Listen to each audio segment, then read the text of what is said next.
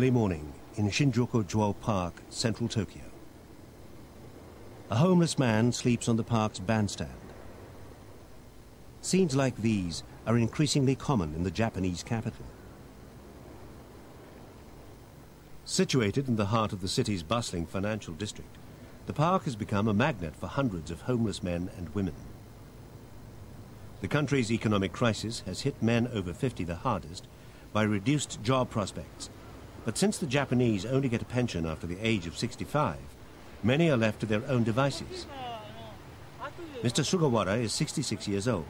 Unemployment and debt drove him to the streets nearly 10 years ago. He has been unable to get off them ever since. I used to be a carpenter.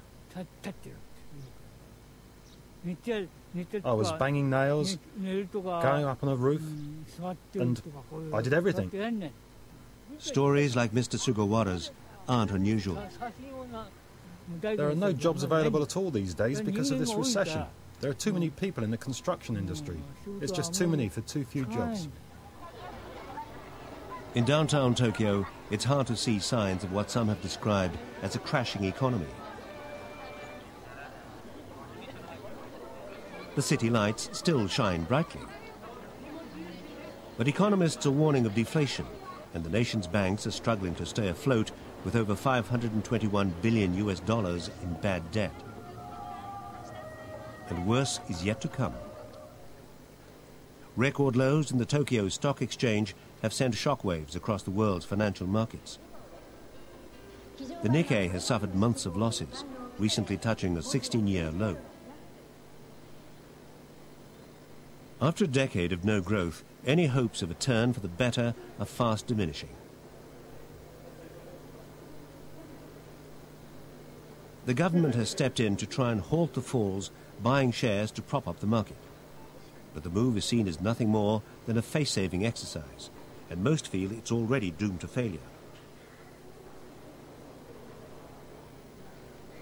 The problem is far from over. Economist Noriko Hama is research director at the Mitsubishi Institute. The Japanese economy in that respect is if you like the ship Titanic. You know, it's a huge ship. A lot of money has gone into its construction, so it's pretty stable.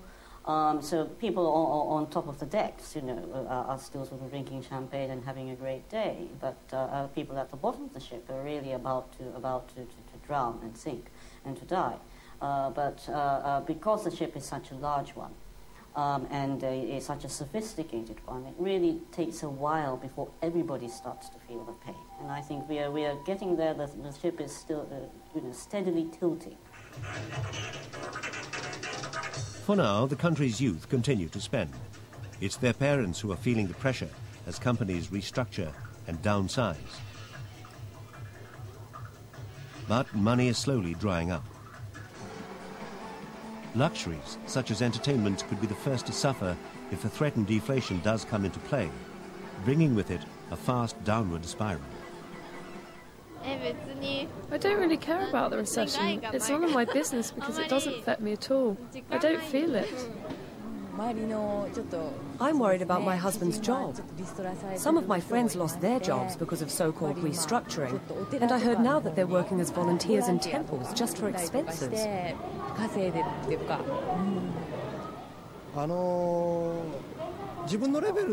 think the economy is very bad because it was common sense to have a pay rise every year. I took it for granted, but it's not true anymore. Restructuring is something I have to be aware of all the time because it has happened to people around me. The short answer is that it's going to get much worse before it starts to get better. And how much worse for how long? Well, I think we are looking for a really very rapid deterioration of the situation in the coming 2 to 3 years, certainly. I think, well, I suppose to put it in a very simple nutshell, 5 years of more pain, and then a gradual sort of improvement of the situation.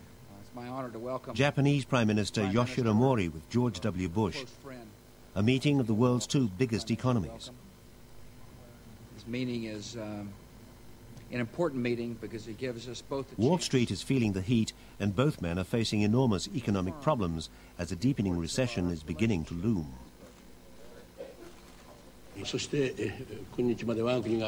I would like to explain various measures my government has taken for a fully sustainable economic growth.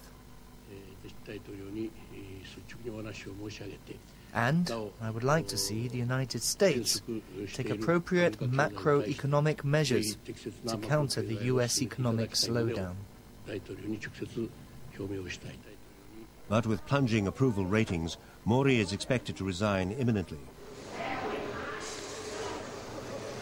Tokyo Fish Market, centre for the country's multi-million-dollar fishing industry. It acts as a barometer for the health of the economy. Buyers travel here from throughout the world for delicacies such as bluefin tuna. Though busy, profits here are down. The decade-long recession that has held Japan in its grip has avoided the market until now. The demand for high-quality fish has guaranteed its survival through difficult times. But many are now struggling to stay alive.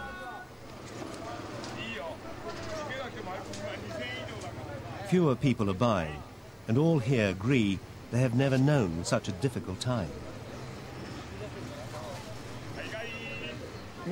We just can't sell expensive fish like we used to.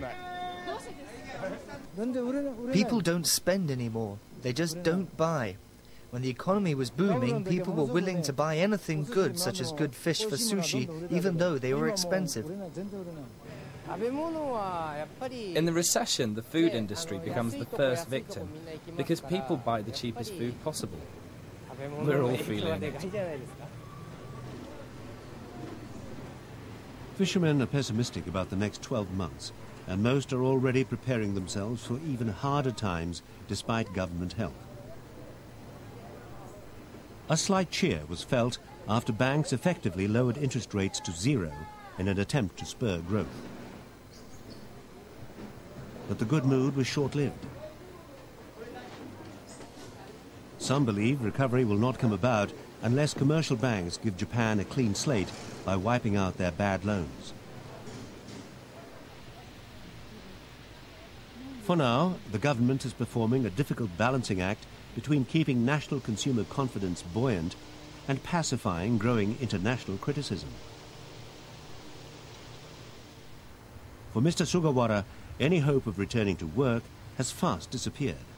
I'm worried about my health the most, living in a tent here. I want to live a long time. When you die, that's it. That's the end of the story. I don't want that yet.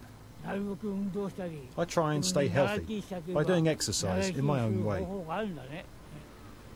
The homeless of Shinjuku-Juo Park are left alone by authorities. What would have once been unheard of in Japanese culture is now an everyday sight.